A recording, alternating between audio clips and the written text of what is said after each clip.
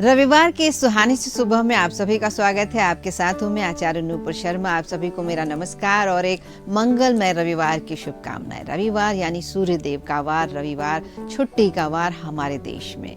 तो अगर छुट्टी मनाना चाहते हैं तो ज़रूर मनाइए, क्योंकि सप्ताह में एक दिन जब हम अपने आप को रिलैक्स करते हैं तो हमारा दिन अगले सोमवार को पूरे हफ्ते के लिए रिचार्ज हो जाता है। और आप चाहे घूम कर मनाएं, कुछ पढ़ कर मनाएं, खेल कर मनाएं, कोई नई डिश बना कर मनाएं या परिवार के लोगों से मिलकर मनाएं, लेकिन रविवार को एक त्योहार की तरह सेलिब्रेट करें तो आपका आने वाला अगला हफ्ता बहुत खुशी खुशी बीतेगा। और आज के पंचांग की बात करते हैं तो आज दिन है रविवार 18 अगस्त 2024 और तिथि है श्रावण मास के शुक्ल पक्ष की चतुर्दशी तिथि, जो 3:05 तक रहेगी और उसके बाद पूर्णिमा तिथि की शुरुआत हो जाएगी। आज सुबह 10:14 तक उत्तराषाढ़ा नक्षत्र है और उसके बाद श्रवण नक्षत्र की शुरुआत होगी। आज सौभाग्य योग है जो शाम 4:28 तक रहेगा और इसके बाद शोभन योग की शुरुआत होगी।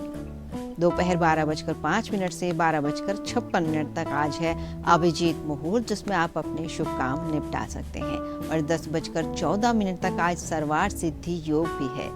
और जिस समय शुभ काम नहीं करने चाहिए वो राहु काल आज है शाम 5:17 से शाम 6:52 तक। इस समय सूर्य सिंह राशि पर गोचर कर रहे हैं और चंद्रमा मकर राशि पर गोचर कर रहे हैं।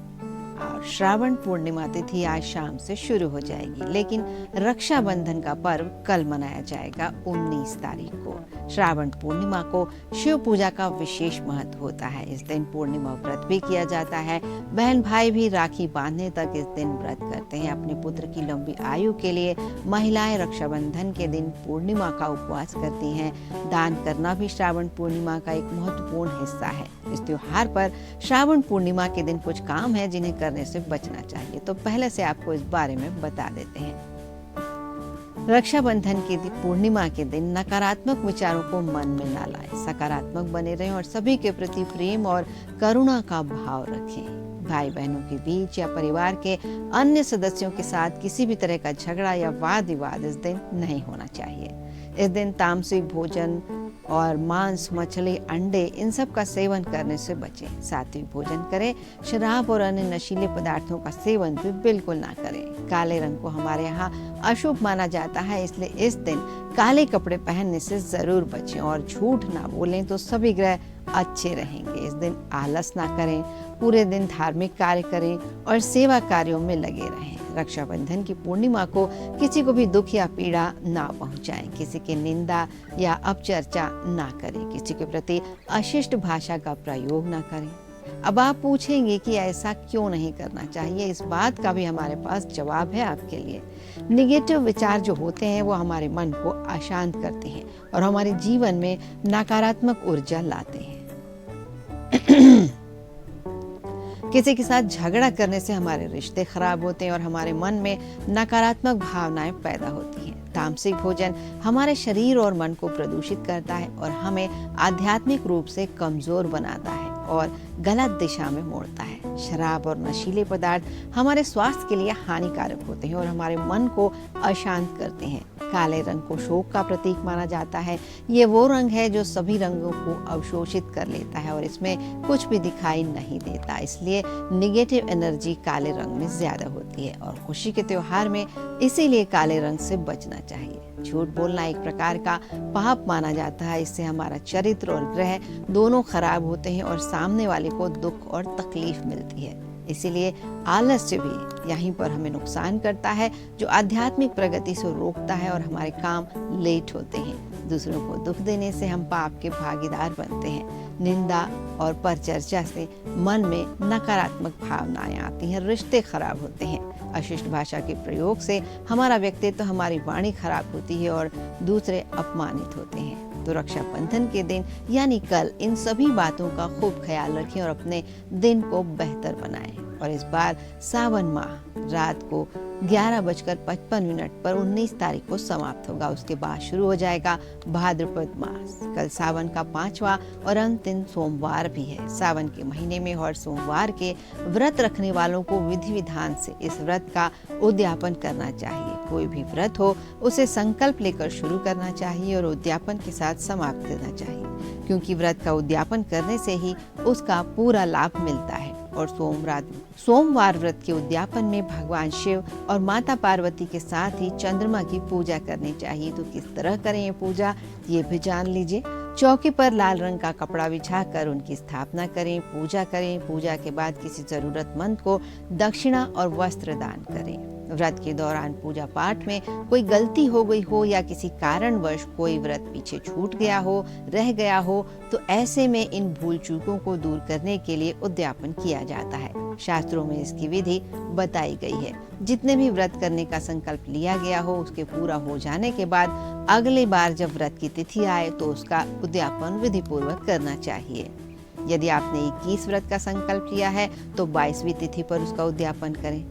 इस दिन पूरे परिवार के साथ पूजन और हवन करें। पूर्णाहुति में पूरे परिवार और सगे संबंधियों को शामिल करें। साथ मिलकर आरती करें। जिस भगवान का व्रत हो उनकी आराधना करें, उनके मंत्रों का जाप करें। नंदी पुराण में भी कहा गया है कि उद्यापन के बिना कोई भी काम सफल नहीं होता है। व्रत के बाद उद्यापन ना करने से उसे खंडित माना जाता है और उद्यापन का अर्थ ही है समापन। इसके साथ ही हमारे देश में दीप दान की परंपरा भी है। दीपक का दान करना या दीपक जलाकर उसे उचित स्थान पर रखना दीप दान कहलाता है। किसी दीपक को जलाकर हम आम तौर पर मंदिर में रखते हैं, नदी सरोवर में प्रवाहित करते हैं, किसी दुर्गम स्थान या अंधेरे में या फिर विद्वान ब्राह्मण के घर दीपदान करते हैं। इससे उजाला तो फैलता ही है। पीपल या बड़ के पेड़ के नीचे भी हम दीपक जलाते हैं। ये अपने प्रभु के सामने अपना निवेदन रखने का एक विशेष तरीका है। दीपदान के लिए मिट्टी या आटे के दीपक में तेल डालकर उसे जलाते हैं और इन स्थानों पर रखाते हैं। कितने दीप जलाने हैं, उसमें बत्तियां कितनी होंगी, ये खास समय और मनोकामना के अनुसार तय किया जाता है। देव मंदिर में दीपक को सीधा भूमि पर कभी भी नहीं रखना चाहिए, बल्कि सप्तधान या चावल के ऊपर रखना चाहिए। माना जाता है कि भूमि पर रखने से भूमि को आघात लगता है। और नदी में प्रवाहित करने के लिए आटे का दीपक जलाकर उसे किसी पत्ते या दोने में रखकर जल में प्रवाहित किया जाता है। अब दीप दान कब करते हैं ये जानना सबसे अधिक जरूरी है। सभी प्रकार के स्नान, पर्व, सभी प्रकार के व्रत, त्योहार पर दीपदान किया जाता है। नरक चतुर्दशी, यम द्वितीया, दीपावली, हर अमावस्या और हर पूर्णिमा के दिन दीपदान जरूर करना चाहिए। और आज शाम से पूर्णिमा तिथि शुरू भी हो रही है जिसमें दीपदान किया जा सकता है। नरक जाने से बचने के लिए भी लोग दुर्गम स्थानों या जमीन पर दीपदान करते हैं। पद्म पुराण बताता है कि उत्तराखंड में स्वयं महादेव ने कार्तिकेय को कार्तिक मास में रमा एकादशी से दीपावली के 5 दिन तक दीपदान करने का महत्व बताया है। वे कहते हैं कि इन दिनों में जो भी दान किया जाता है वो अक्षय और संपूर्ण कामनाओं को पूरा करने वाला होता है। अब ये भी सुन लीजिए कि दीप दान करने से क्या क्या होता है। सबसे पहली बात तो चारों ओर उजाला फैलता है। एकादशी पर भगवान विष्णु का स्मरण करके किसी पवित्र नदी, सरोवर या फिर तुलसी या पीपल के वृक्ष के नीचे दीपदान करने का भी बड़ा ही महत्व है। और साथ ही जरूरतमंदों को सामर्थ्य के अनुसार इस समय दान भी करना चाहिए। अकाल मृत्यु से बचने के लिए, अपने मृत परिजनों की सद्गति के लिए, भगवान विष्णु और माँ लक्ष्मी की कृपा पाने के लिए, शनि, राहु, केतु और यम के बुरे प्रभाव से बचने के लिए भी दीपदान किया जाता है। सभी प्रकार की अला बला, गृह कलह, संकटों से बचने के लिए, जीवन से अंधकार मिटाने के लिए, मोक्ष प्राप्ति के लिए और किसी भी प्रकार की पूजा या मांगलिक कार्य की सफलता के लिए भी, घर में धन समृद्धि बनाए रखने के लिए भी दीपदान किया जाता है। कार्तिक मास में भगवान विष्णु या उनके अवतारों के सामने दीपदान करने से भी सभी प्रकार के यज्ञों, तीर्थों और दान का फल मिलता है। हम कहीं पर भी दीप दान करने जाएं तो उससे पहले अपने तन और मन को पवित्र बनाएं तो हमारा दीप दान भी सफल होगा और हमारे दीप दान से देवता भी प्रसन्न होकर अपना आशीर्वाद हम पर बरसाएंगे। और आजकल लोगों में बहुत देखने को मिलता है डिप्रेशन। तो बता देते हैं आपको कि राहु और चंद्र की युति के कारण होता है डिप्रेशन। चंद्रमा हमारे मन का स्वामी होता है, ये कोमल ग्रह है और हमारी भावनाओं को नियंत्रित करता है। वहीं राहु एक बहुत ही क्रूर ग्रह है। कुंडली में मन के स्वामी और क्रूर ग्रह राहु की युति बन रही हो तो इन दोनों की युति से ग्रहण योग बन जाता है, जिसके कारण व्यक्ति का मन हताशा और तनाव से भरा रहता है। हर काम में उसे निराशा नजर आती है और डिप्रेशन और अस्थिर मन जैसी समस्याओं का वो शिकार हो जाता है। उसे सेल्फ कॉन्फिडेंस नहीं रहता है। विशेषकर अगर कुंडली में तीसरा भाव जो कि कर्म का भाव होता है, इस भाव में अगर इन दोनों ग्रहों की युति बन रही हो, यानी चंद्रमा और राहु की, तो इससे होने वाले परिणामों का प्रभाव अधिक होता है और जातक पूरी तरह से अंडर कॉन्फिडेंट हो जाता है, निराशावाद की ओर बढ़ने लगता है, धीरे धीरे डिप्रेशन का शिकार हो जाता है, उसकी मानसिक स्थिति खराब होने लगती है। ऐसे जातक को किसी भी कार्य में निर्णय लेने में बड़ी समस्या होती है, वे चिड़चिड़े हो जाते हैं, आत्मविश्वास की कमी हर काम में ही दिखाई देती है और कई बार इंसान के मन में आत्महत्या का ख्याल भी आने लगता है। यदि इससे बचना चाहते हैं तो कहीं न कहीं तनाव बना रहता है, आत्मविश्वास की कमी को दूर करना चाहते हैं तो कुंडली में चंद्रमा और राहु इन ग्रहों का उपाय करें और इन्हें अपनाकर धीरे धीरे डिप्रेशन जैसी समस्या से निजात मिलेगी। ऐसे पीड़ित व्यक्तियों को भोलेनाथ की ऐसी प्रतिमा की पूजा करनी चाहिए जिसमें उनके सिर पर चंद्रमा धारण किया हुआ हो। विशेष तौर पर सोमवार के दिन भोलेनाथ की पूजा करने और लगातार 7 सोमवार तक जातक को ऐसा करना चाहिए। ऐसा करने के बाद धीरे धीरे जीवन में परिवर्तन दिखना शुरू हो जाते हैं। सोमवार के दिन चंद्रमा के मंत्र या शिव जी के मंत्रों का जाप भी करना चाहिए। एक और चीज होती है पैनिक अटैक, जो सबसे पहला कारण इसका होता है बुध ग्रह। बुध ग्रह हमारे नर्वस सिस्टम और मस्तिष्क के साथ लॉजिकल और हमारी सोच को कंट्रोल करता है। ऐसे में अगर कुंडली में बुध की स्थिति कमजोर है तो एंजाइटी जैसी समस्याओं का सामना भी कर सकते हैं। दूसरा कारण है शनि ग्रह। 8वें घर का शनि हो तो पैनिक अटैक को निर्धारित करता है। मिथुन, तुला और कुंभ राशि के जातक सबसे अधिक एंजाइटी की समस्या से परेशान रहते हैं। कुंभ राशि में इसका प्रभाव सबसे ज्यादा होता है क्योंकि शनि स्वयं इसके स्वामी होते हैं। तीसरा ग्रह है राहु, जिसके कारण पैनिक अटैक का खतरा बहुत बढ़ जाता है। पापी ग्रह राहु कुंडली में खराब हो तो अचानक दुर्घटनाएं, आकस्मिक घटनाएं या बीमारियां होने लगती हैं और पैनिक अटैक आ सकता है। चौथा ग्रह है चंद्रमा, जो मन मस्तिष्क का कारक है। ऐसे में जब कुंडली में चंद्रमा की स्थिति खराब हो तो पैनिक अटैक आ सकता है। बुध की स्थिति को मजबूत करें, हरी चीजों का दान करें, मंत्र जाप और उनके मंत्र ओम बूम बुधाय नमः इसका 108 बार जाप करें। राहु के मंत्र का जाप करें, चंद्रमा के मंत्र का जाप करें या फिर मोती पहने और पूर्णिमा पर चंद्रदेव की पूजा करें, व्रत करें, शनिदेव की पूजा करें, सरसों तेल का दीपक जलाएं या फिर शनि का व्रत करें। बुध और मंगल ये दोनों ग्रह जो होते हैं ध्यान केंद्रित करने और एकाग्रता में भी मदद करते हैं। बुध तंत्रिका तंत्र, बुद्धि, सांसारिक शिक्षा, स्मृति इन सब का प्रतीक है और मंगल युद्ध के मैदान से एक सैनिक के अविभाजित ध्यान को दर्शाते हैं। आपके पास मजबूत मंगल हो तो आप किसी भी प्रकार के विकर्षण को नजरअंदाज कर सकते हैं और जीवन में चाहे कितने ही दुख हो, दर्द हो, निराशा हो, जब हम उन्हें अपने भगवान के चरणों में, अपने आराध्य के चरणों में अर्पित कर देते हैं तो सारी चिंताओं से मुक्त हो जाते हैं और भगवान भी उदारता से भक्तों की समस्या को स्वीकार कर लेते हैं। इसका समाधान जरूर मिलता है। ये उनके धाम पर लगी भक्तों की भीड़ से ही पता चल जाता है। आज आपको लिए चलते हैं ऐसे ही एक अनोखे शिवधाम जिसका पता एक गाय ने बताया था। यह पंचमुखी महादेव का मंदिर।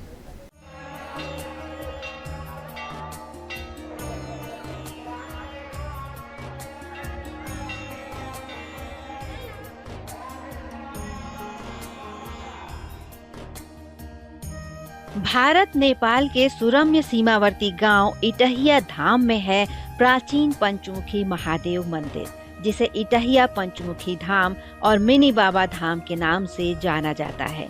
यहाँ भारत के अलग अलग राज्यों के साथ नेपाल के लाखों श्रद्धालु हर साल दर्शन करने और भोलेनाथ की कृपा पाने के लिए आते हैं। लोगों की मान्यता है कि पंचमुखी शिव भक्तों की मांगी गई सभी मनोकामनाएं यहाँ पूरी करते हैं। श्रावण मास में डमरूधारी के दर्शन और कृपा पाने, उनका जलाभिषेक करने के लिए लाखों भक्त इटहिया पंचमुखी धाम में जमा होते हैं। साथ ही श्रावण मेले का भी यहाँ बड़ा आयोजन होता है।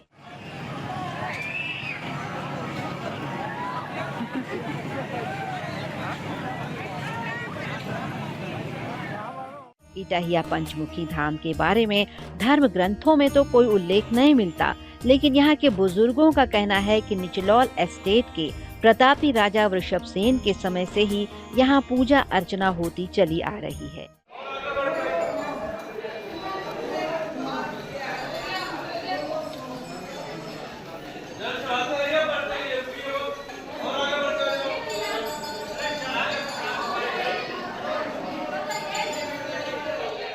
ये भी बताया जाता है कि इस मंदिर का प्रादुर्भाव राजा की प्रिय गाय नंदिनी की वजह से हुआ था। नंदिनी गाय बिना किसी मंदिर के ही हर दिन अपने आप जंगल में एक जगह पर आती थी और अपना दुग्ध एक खास आम के पेड़ के नीचे निकले शिवलिंग को अर्पित कर देती थी। इस बात का पता जब राजा को चला तो उन्होंने स्वयं आकर देखा कि उस खास स्थान पर स्वयंभू शिवलिंग है। इसके बाद औघड़दानी की जय जयकार हुई, वहाँ मंदिर बनवाया गया और तभी से पूजा अर्चना शुरू हो गई। आज ये मंदिर आस्था का बड़ा केंद्र है। प्राचीन काल का सिद्ध मंदिर होने के कारण इसकी मान्यता बहुत अधिक है। श्रावण मास में यहाँ उत्तर प्रदेश और बिहार के साथ साथ नेपाल के श्रद्धालु भी जलाभिषेक करने दूर दूर से आते हैं। निचलौल तहसील मुख्यालय से 10 किलोमीटर उत्तर दिशा में इटहिया पंचमुखी शिव मंदिर है। निचलौल से गड़ौरा होते हुए इटहिया आसानी से पहुंचा जा सकता है। इसके अलावा निचलौल से झुलनीपुर नहर मार्ग पर अमड़ी पुल से पश्चिम में ये धाम पड़ता है। कांवड़िया श्रद्धालु नेपाल की नारायण नदी के किनारे त्रिवेणी घाट पर सुबह सवेरे स्नान करके जल भरकर पैदल या अपने वाहन से रास्ता तय करते हुए यहाँ तक पहुँचते हैं और महादेव का जलाभिषेक करके अपनी मनोकामनाएं पूरी होते हुए देखते हैं।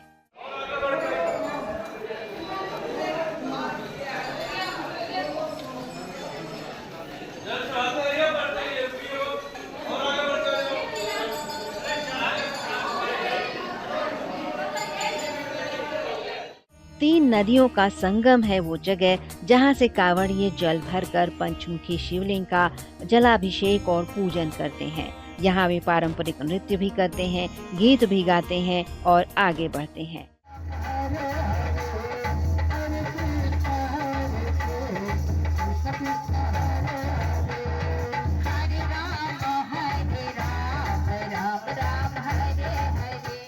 पाँच सालों से यहाँ आ रहे कांवड़िये राजू सिंह सच्ची आस्था के साथ अपनी खुशी के लिए हर साल यहाँ आकर भगवान का अभिषेक करते हैं। और मैं लगभग यहाँ पे 4-5 साल से मैं आता हूँ बाबा के धाम पे और मुझे बहुत ही खुशी मिलती है। और मैं भक्तजनों से यही कहता हूँ कि आप सब जितने मतलब भक्तजन हैं सच्चे मन से यहाँ से आइए और सच्चे मन से यहाँ मनोकामना सबका पूरा होगा। यही वो मनोहारी जगह है जहाँ दो देशों की आस्था एक साथ जुड़कर पारस्परिक सद्भाव को जन्म देती है। मंदिर परिसर का अद्भुत नजारा देखकर भक्तों और कांवड़ियों की थकान पल भर में दूर हो जाती है। महाशिवरात्रि, नाग पंचमी, सावन मास, प्रदोष और शिवरात्रि, शिव पूजा का कोई भी अवसर हो, यहाँ भक्तों का आना जाना बराबर बना रहता है। भक्तों की अंतहीन कतार देखकर उनकी भक्ति और आस्था का अंदाजा सहज ही लगाया जा सकता है। मंदिर में सेवा देने वाले मुन्ना गिरी बताते हैं कि यहाँ दूर दूर से भक्त पहुँचते हैं। यहाँ जो मुख्य पुजारी हैं उनके बालक हैं, व्यवस्था में लगे रहते हैं हम भी। और जहाँ तक बात करें तो आज कौड़िया जंगल, गोरखपुर, कुशीनगर, देवरिया, यहाँ तक के लोग आज आके दर्शन पूजन किए हैं और भगवान भोलेनाथ को जल चढ़ाया। हर सुबह सवेरे से जल भरकर पूजा सामग्री के साथ कतार में लगे रंग बिरंगे कपड़ों में शिव भक्त शिव नाम जपते हुए शिव को माथा टेकने के लिए अपनी बारी का इंतजार करते हैं और परिसर में लगा बड़ा सा घंटा बजाकर अपनी अर्जी अपने भगवान तक पहुंचाते हैं। रात में मंदिर परिसर में ही डेरा डालते हैं। मेले ठेले के साथ सुबह से ही घंटों के स्वर यहाँ गूंजने लगते हैं। झूले, मनोरंजन, व्यंजन, सजी हुई दुकानों में खरीदारी के साथ भक्तों की ये धार्मिक यात्रा पूरी होती है। अपने मन में एक अच्छी याद और भगवान का आशीर्वाद लेकर भक्त घर लौटते हैं। नंदिनी गाय के कारण खोजे गए छोटे से मंदिर की बड़ी सी आस्था भक्तों को दूर दूर से यहाँ खींच लाती है। मोहम्मद आलम, इंडिया अहेड ब्यूरो। तो अपने आसपास हर किसी को प्रोत्साहित करते रहें जैसे ईश्वर हमें प्रोत्साहित करते हैं, क्योंकि प्रोत्साहन मिलने से मुश्किल काम भी आसान हो जाते हैं और असंभव भी संभव हो जाता है। प्रोत्साहन हमारी सोच को सकारात्मक बनाता है। और इस बात के साथ ही आज का कार्यक्रम यहीं संपन्न करने की अनुमति दीजिए। आप सभी को नमस्कार। आप सभी का दिन मंगलमय हो और बहुत खुशहाल हो।